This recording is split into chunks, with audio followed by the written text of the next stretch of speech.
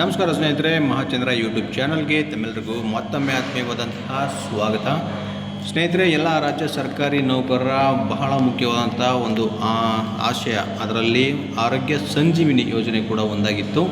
So ಇದಕ್ಕೆ ಸಂಬಂಧಪಟ್ಟಂತೆ ಒಂದು ಸುತ್ತೋಲೆಯನ್ನು ಈಗ ಇಲಾಖೆಯಿಂದ ಹೊರಡಿಸಲಾಗಿದೆ ಸ್ನೇಹಿತರೆ, ಸರ್ಕಾರದಿಂದ.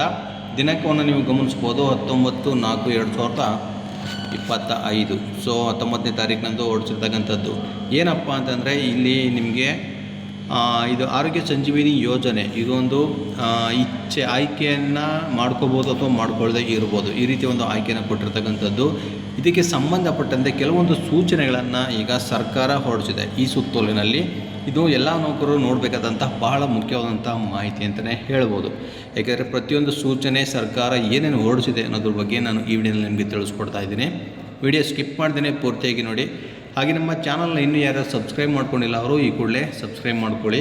ಬನ್ನಿ ಸ್ನೇಹಿತರೆ, ಹಾಗಾದರೆ ಸರ್ಕಾರಿ ನೌಕರರ ಆರೋಗ್ಯ ಸಂಜೀವಿನಿ ಯೋಜನೆಯ ಸೂಚನೆಗಳು ಏನೇನು ಹೊರಡಿಸಿದ್ದಾರೆ ಅಂತ ಈಗ ನಾನು ಒಂದೊಂದಾಗಿ ನಿಮಗೆ ತಿಳಿಸ್ಕೊಡ್ತೀನಿ.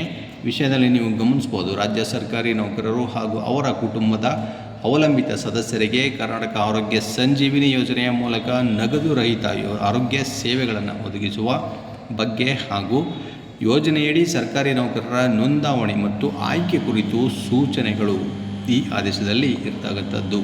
ಸೊ ಏನೇನು ಸೂಚನೆಗಳಿದೆ ಅಂತ ಈಗ ಮೊದಲಿಗೆ ಯೋಜನೆ ಬಗ್ಗೆ ಇಲ್ಲಿ ನೋಡೋದಾದರೆ, ರಾಜ್ಯದ ಆಯವ್ಯಯದಲ್ಲಿ ಘೋಷಿಸಿದಂತೆ ರಾಜ್ಯ ಸರ್ಕಾರವು ರಾಜ್ಯ ಸರ್ಕಾರಿ ನೌಕರರಿಗೆ ಹಾಗೂ ಅವರ ಕುಟುಂಬದ ಅವಲಂಬಿತ ಸದಸ್ಯರಿಗೆ ಕರ್ನಾಟಕ ಆರೋಗ್ಯ ಸಂಜೀವಿನಿ ಯೋಜನೆಯ ಮೂಲಕ ನಗದು ರಹಿತ ಆರೋಗ್ಯ ಸೇವೆಗಳನ್ನು ಒದಗಿಸುವ ವಿನೂತನ ಯೋಜನೆಯನ್ನು ರೂಪಿಸಿದ್ದು, ಈ ಯೋಜನೆಯು ಶೀಘ್ರದಲ್ಲಿ ಅನುಷ್ಠಾನಗೊಳ್ಳಲಿದೆ.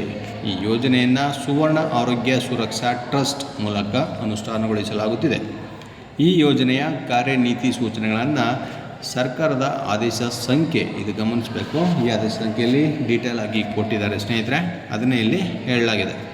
ಸೊ ಹಾಗೆ ನೋಡಿ, ಕರ್ನಾಟಕ ಆರೋಗ್ಯ ಸಂಜೀವಿನಿ ಯೋಜನೆ ರಾಜ್ಯ ಸರ್ಕಾರದ ನೌಕರರಿಗೆ ಐಚ್ಛಿಕವಾಗಿದ್ದು, ಯೋಜನೆಯಡಿ ಸರ್ಕಾರಿ ನೌಕರರು ವೈದ್ಯಕೀಯ ಸೌಲಭ್ಯ ಪಡೆಯಲು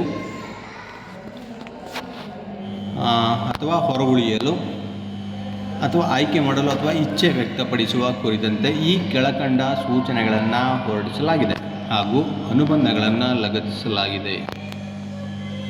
ಸೊ ಒಂದೊಂದಾಗಿ ನೋಡ್ತಾ ಹೋದರೆ ಸ್ನೇಹಿತರೆ, ನಿಮಗೆ ಮೊದಲನೆಯದಾಗಿ ನೋಡಿ, ಭಾಳ ಮುಖ್ಯವಾಗಿ ಮೆನ್ಷನ್ ಮಾಡಿ ಕೊಟ್ಟಿದ್ದಾರೆ. ಇದೊಂದು ಐಚ್ಛಿಕವಾಗಿ ಇರ್ತಕ್ಕಂಥ ವಿಚಾರ ಸ್ನೇಹಿತರೆ. ಈ ಯೋಜನೆ ನೋಡಿ, ಆದರೆ ಎಲ್ಲ ಅರ್ಹ ಸರ್ಕಾರಿ ನೌಕರಿಗೆ ಇದು ಅನ್ವಯ ಆಗುತ್ತೆ.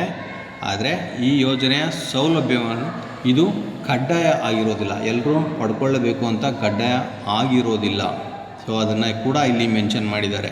ಯಾರ್ಯಾರಿಗೆ ಇಂಟ್ರೆಸ್ಟ್ ಇದೆ ಅವ್ರು ಮಾತ್ರ ಇದನ್ನು ಸೆಲೆಕ್ಟ್ ಮಾಡ್ಕೋಬೋದು, ಅವರು ಇಚ್ಛಿಸಿದಲ್ಲಿ ಮಾತ್ರ.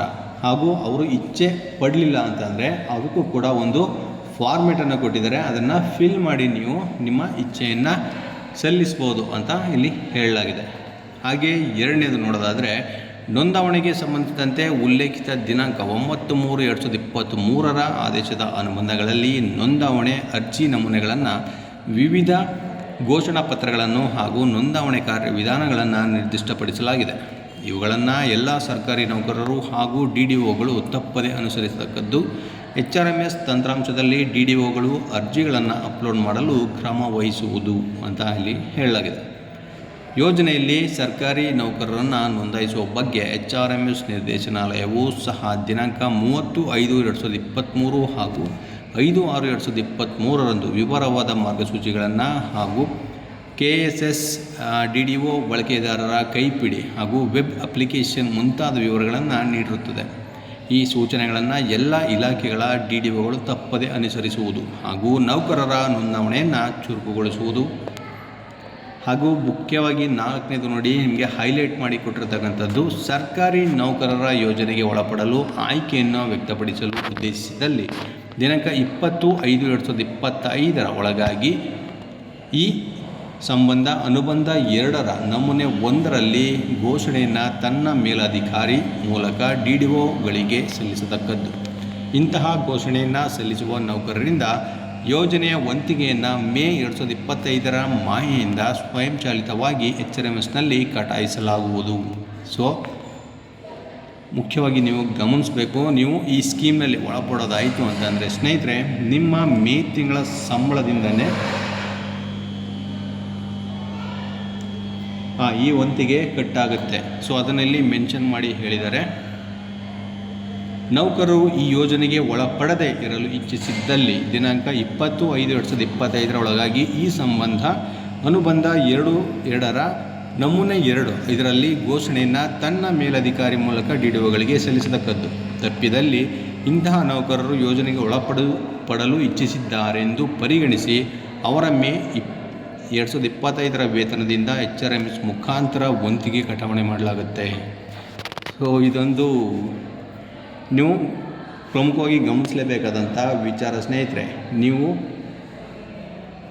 ನಿಮ್ಮ ಮೇಲಾಧಿಕಾರಿಗಳಿಗೆ ನೀವು ಈ ಸ್ಕೀಮ್ನಲ್ಲಿ ಒಪ್ಪಿಗೆ ಇದೆಯಾ ಇಲ್ವಾ ಅಂತ ನೀವು ಪತ್ರದ ಮುಖಾಂತರ ಅಂದರೆ ನಮೂನೆ ಮುಖಾಂತರ ತಿಳಿಸಲೇಬೇಕು.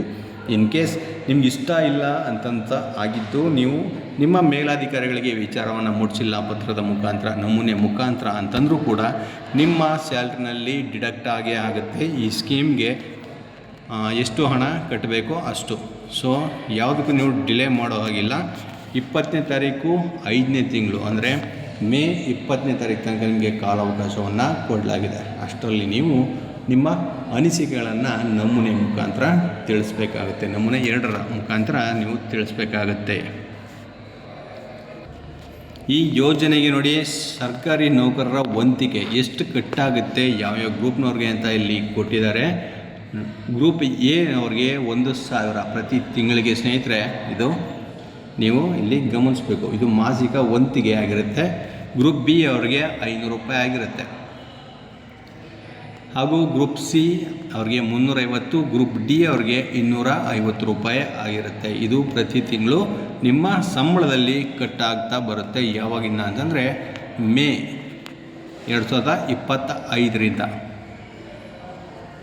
ನೋಡಿ. ಮಾಸಿಕ ವೇತನದಲ್ಲಿ ಕಡಿತಗೊಳಿಸಲಾಗಲು ಸಂಬಂಧಪಟ್ಟ DDOಗಳು ಕ್ರಮ ವಹಿಸತಕ್ಕದ್ದು. ಯಾವ ಲೆಕ್ಕ ಶೀರ್ಷಿಕೆಯಡಿ ಈ ಮೊತ್ತವನ್ನು ಜಮಾ ಮಾಡಬೇಕು ಹಾಗೂ ಇತರೆ ವಿಧಾನಗಳ ಬಗ್ಗೆ ಸರ್ಕಾರದಿಂದ ಶೀಘ್ರದಲ್ಲಿ ಮಾರ್ಗಸೂಚಿಗಳನ್ನು ಆರ್ಥಿಕ ಇಲಾಖೆಯಿಂದ ಹೊರಡಿಸಲಾಗುತ್ತೆ ಅಂತ ಇಲ್ಲಿ ಹೇಳಲಾಗಿದೆ. ಈ ಮೇಲಿನ ಸೂಚನೆಗಳನ್ನು ಎಲ್ಲ ಸರ್ಕಾರಿ ನೌಕರರ ಹಾಗೂ DDOಗಳ ಗಮನಕ್ಕೆ ತರುವಂತೆ ಎಲ್ಲ ಇಲಾಖಾ ಮುಖ್ಯಸ್ಥರಿಗೆ ತಿಳಿಸಲಾಗಿದೆ. ಸೊ ಕರ್ನಾಟಕ ಆರೋಗ್ಯ ಸಂಜೀವಿನಿ ಯೋಜನೆ ಸರ್ಕಾರಿ ನೌಕರರಿಗೆ ಒಂದು ಭಾಳ ಪ್ರಯೋಜನಕಾರಿ ಅಂತಲೇ ಅನ್ಬೋದು ಸ್ನೇಹಿತರೆ. ನಿಮ್ಮ ಇಚ್ಛೆ ಇದೆಯೋ ಇಲ್ಲವೋ ಅದು ನಿಮಗೆ ಬಿಟ್ಟಿದ್ದು, ಅದು ನಿಮ್ಮ ವೈಯಕ್ತಿಕ. ಆದರೆ ನನ್ನ ಅನಿಸಿಕೆ ಬಂದು ಎಲ್ಲರೂ ಕೂಡ ಮಿಸ್ ಮಾಡ್ದೇ ಇದೊಂದು ಸ್ಕೀಮ್ಗೆ ತಮ್ಮ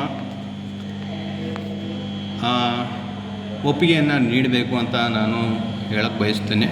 ಸೊ ಇದಿಷ್ಟು ಇವತ್ತಿನ ಮಾಹಿತಿ. ಇದೇ ರೀತಿ ಮತ್ತಷ್ಟು ಮಾಹಿತಿ ಜೊತೆಗೆ ನಾನು ನಿಮ್ಮನ್ನು ಭೇಟಿ ಮಾಡ್ತೇನೆ. ನಮಸ್ಕಾರ.